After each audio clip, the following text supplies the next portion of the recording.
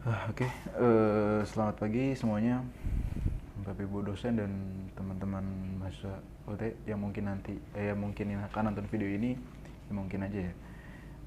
Jadi pada kesempatan kali ini saya ingin mempresentasikan tugas praktikum 3 dari mata kuliah struktur data.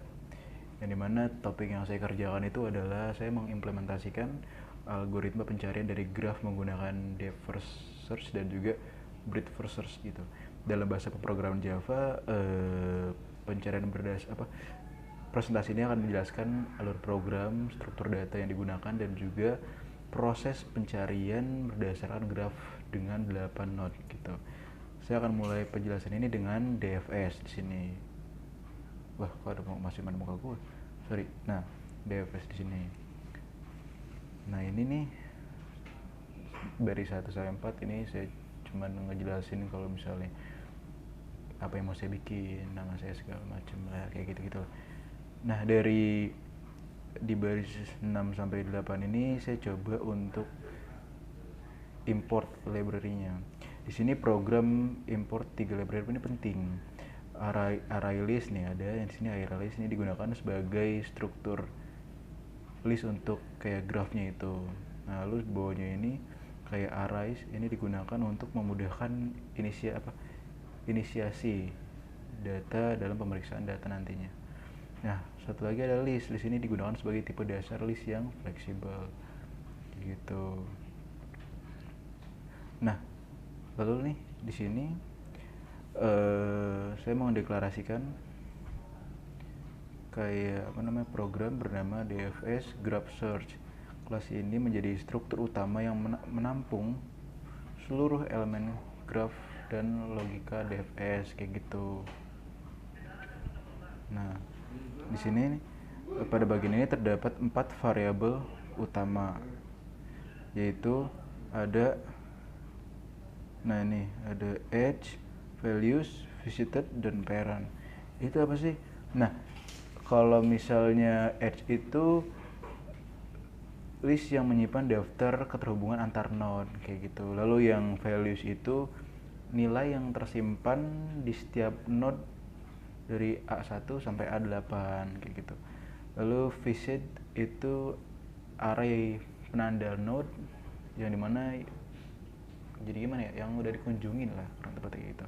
Nah, yang terakhir ada parent nih. Parent itu apa sih? Parent itu untuk melacak jalur pencarian menuju node target kayak gitu. Nah, lalu selanjutnya kita bikin di sini konstruktornya. Konstruktor nih kayak di sini nih. Nah, konstruktor ini tidak memiliki tipe pengembalian karena merupakan inisiasi kelas. Program ini mengalokasikan 8 elemen address list.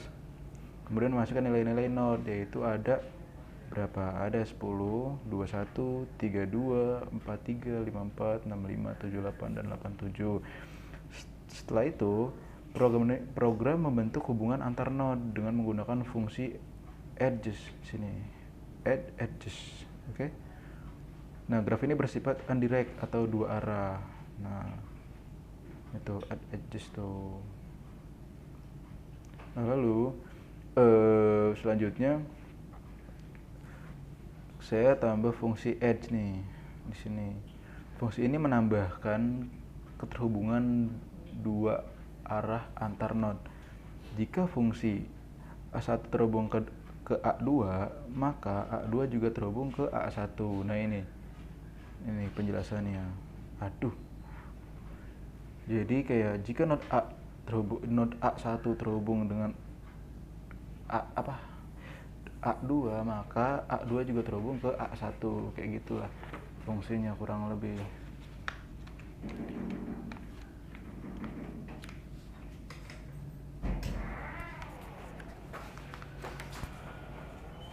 Lalu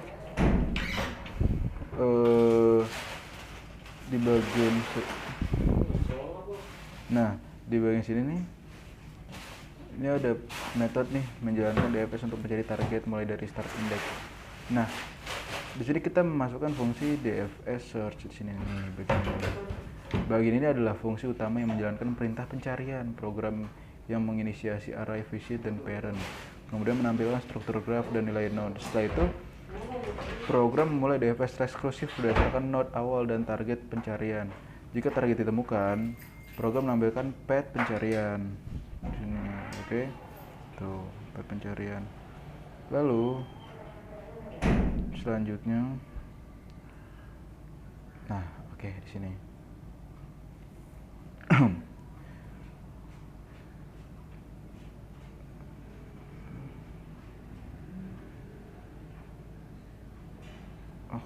Oke. Lalu kita bikin fungsi DFS rec. Itu apa sih? Ini adalah inti dari algoritma DFS. Program menandai node saat ini sebagai dikunjungi, lalu mengecek apakah nilainya sesuai dengan target atau tidak. Kalau misalnya tidak, program akan menelusuri naik bor satu persatu secara rekursif gitu. Jika misalnya tidak ditemukan, program itu akan melakukan backtracking di sini. Tuh.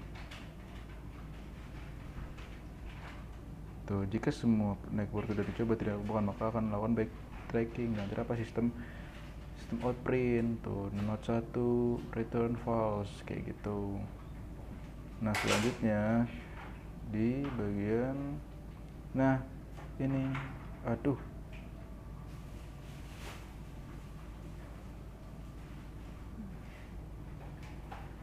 nah ini oke. Kita di sini itu fungsi print path to target. Nah, kita membuat path to target, yang dimana bagian ini membangun jalur dari node awal ke target menggunakan data parent kayak gitu. Outputnya berupa node yang dilalui kayak gitu, guys. Lalu selanjutnya ada di bagian baris paling bawah nih. Oke, di sini itu menampilkan kayak fungsi graph tuh. Kita bikin fungsi graph search graph. Nah, ini itu fungsinya kayak apa ya? Untuk menampilkan adjust list lengkap berserta nilai setiap node. Output ini penting alias ya sangat digunakan untuk analisis pencarian kayak gitu. Nah, jadi kayak algoritma DFS ini kayak semacam kerja dengan cara menelusuri node kayak gitu. Sedalam mungkin menelusuri node itu sedalam mungkin terlebih dahulu sebelum nantinya kembali mundur. Pendekatan ini sangat sesuai untuk pencarian yang membutuhkan eksfoliasi cabang dalam. Manfaatnya antara lain sederhana, efisien untuk struktur eksklusif, dan juga cocok untuk deteksi path seperti itu. Lalu mungkin kita akan lanjut ke BFS ya. Kita coba play dulu DFS, gimana sih DFS. Kita tunjukin dulu outputnya. Nah, DFS itu kayak gini. Nah, kan ini list dari setiap node tuh. Oke, lanjut kita ke BFS.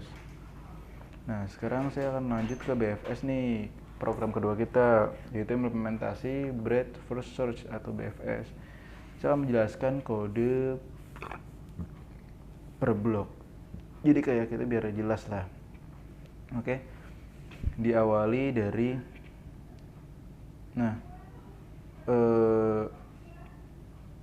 di sini nih saya melakukan ada import Java. Ini ada import Java until array, import Java until arrays, link list, dan queue.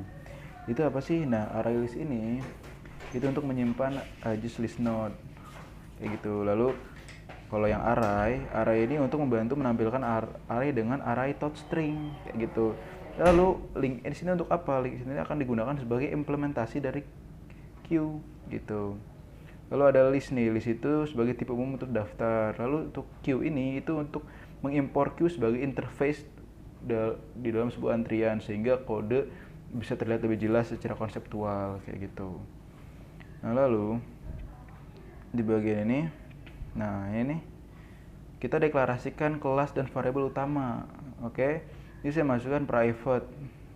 Ini ada private list integer value, boolean visit, dan int parent. Nah, Ini gunanya apa sih? Nah, kalau bersearch ini itu kayak mendefinisikan kelas publik gitu.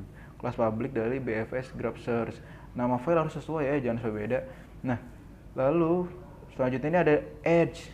Edge itu apa sih? Edge itu edges apa? Eh agent CC nggak salah apa sih? List yang berupa array of list yang mempresentasikan node A1 sampai A8. Lalu ada deklarasi values. Values itu array yang menyimpan nilai pada tiap node. Nah, ada visited nih. Visited itu penanda apakah node telah dijelajahi atau belum. Nah, yang terakhir ada parent.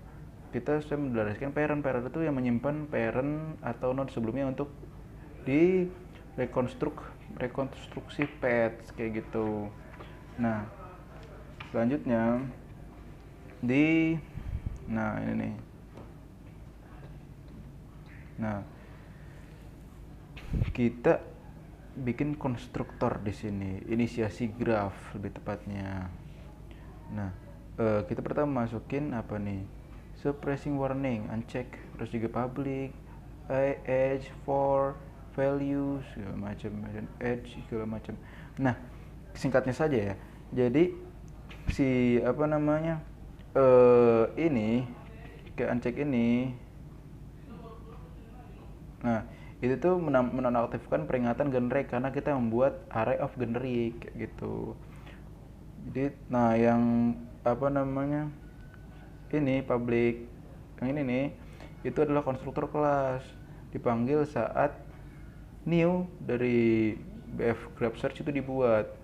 Lalu yang apa namanya edge, nah di sini edge itu untuk mengalokasikan array edge berukuran 8, lalu ada for, lalu apa namanya ada values itu apa namanya kayak untuk mengisi values dengan angka contoh A1 apa A1 A2 sampai A8. Nah, selanjutnya kita menambahkan edge nih. Menambahkan edge yang sesuai dengan struktur graph yang dipilih. Ini yang membuat graph undirected. Nah, langsung ke 35. Nah, yang ini nih. Nah, ini tuh apa sih? Nah, itu untuk menutup konstruktor. Jadi kan dibuka di sini, kalau tutup. Kalau nggak kayak gini nanti kerusak programnya. Begitu. Jadi struktur edge ini menentukan jalur yang akan dilalui algoritma. Urutan pemanggilan edge tidak mengubah kebenaran daripada graph. Tidak mempengaruhi urutan EQNU ketika BFS berjalan kayak gitu. Nah, lanjut. Nah, ini nih. Apa namanya? Kita bikin fungsi edge di sini. Kita ada di atas sana. Kita bikin fungsinya private void private void edge gitu semacam edge u add v u. Ini artinya mendefinisi kita membuat atau di bagian ini kita mendefinisikan helper edge untuk menambahkan koneksi dua arah di sini. Nah, ketika menambahkan masing-masing lalu kita menambahkan masing-masing arah pada edges listnya. Fungsi ini menjaga graph agar tetap undirect dan memudahkan pembacaan node kayak gitu. Lalu, nah di sini di bagian sini sampai bagian sini sampai sini, oke. Itu apa sih? Nah, itu tuh kayak di sini nih itu kita mendeklarasikan fungsi BFS utama yang menerima node awal dan nilai target. Oke. Lalu visit baru untuk pencarian pertama kali di sini. Lalu ada parent membuat array parent baru. Lalu ada array parent list nih satu di sini nih. Itu sebagai default karena tidak ada parent. Oke. Nah, ada print graph ini tuh apa sih? Ini untuk memanggil fungsinya untuk menampilkan graf dari nilai-nilai node yang berguna pada laporan kayak gitu. Lalu kita masukkan sistem printout gini-gini itu untuk mencetak informasi bahwa pencarian mulai dari node tertentu. Lalu kita membuat queue di sini, queue ini kita ngapain sih di sini? Kita membuat queue kosong yang akan digunakan untuk BFS di sini. Oke. Lalu nah ini visit itu kita menandai node awal sebagai visited sehingga tidak akan ada enqueue yang mengulang atau berulang. Lalu di bagian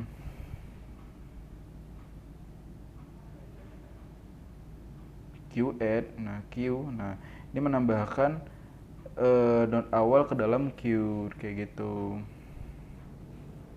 Lanjut kita masuk ke sini.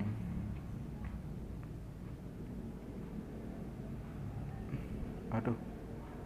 Nah, kita masuk sini dari sini sampai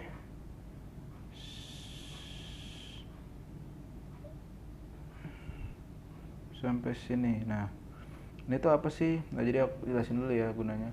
Nah, pertama kita untuk while itu adalah memulai loop utama yang berjalan selama antrian tidak kosong kayak gitu.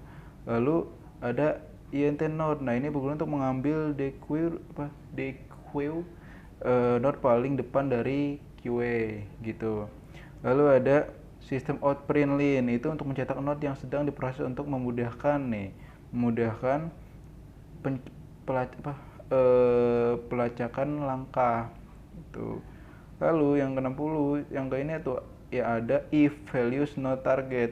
Itu gunanya kita buat untuk melakukan pemeriksaan apakah node saat ini menyimpan nilai target atau tidak. Nah, langsung nih dari 6. Nah, ini nih.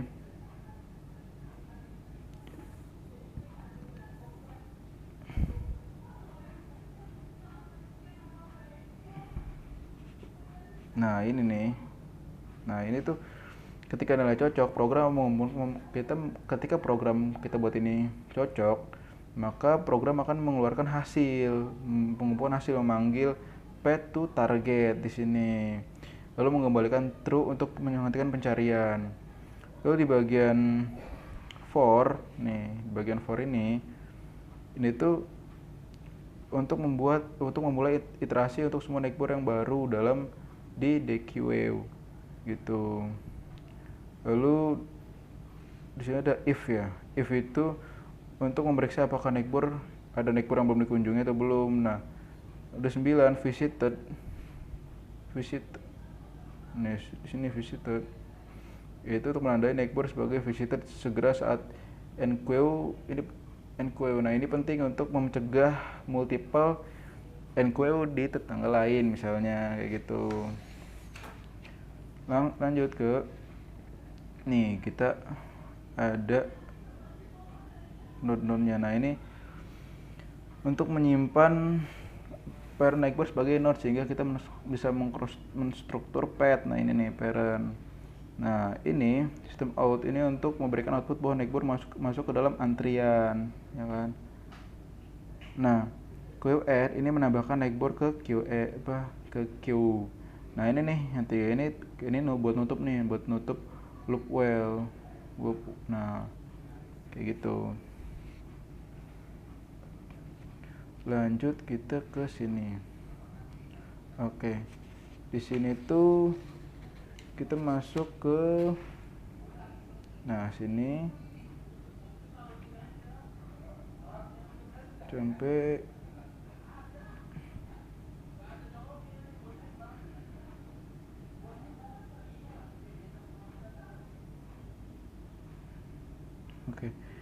lalu kita buat ini. Nah, itu misalnya jika nantinya itu yang tadi atas itu loopnya selesai dan tidak ada node yang sesuai target, program menampilkan pesan tidak ditemukan kayak gitu. Lalu lanjut nih kita ke print path to target. Print path to target. Jadi dari sini kita ke sini. Nah, itu untuk apa sih? Nah, ini gunanya kita jelasin satu-satu ya. Nah, print void ini untuk membangun urutan dari start ke target dengan cara hitung mundur melalui array parent di sini. Oke. Lalu menyisipkan indeks ke depan list supaya urutannya masuk ke target, lalu memindahkan, nah ini pindahkan poin start kayak gitu.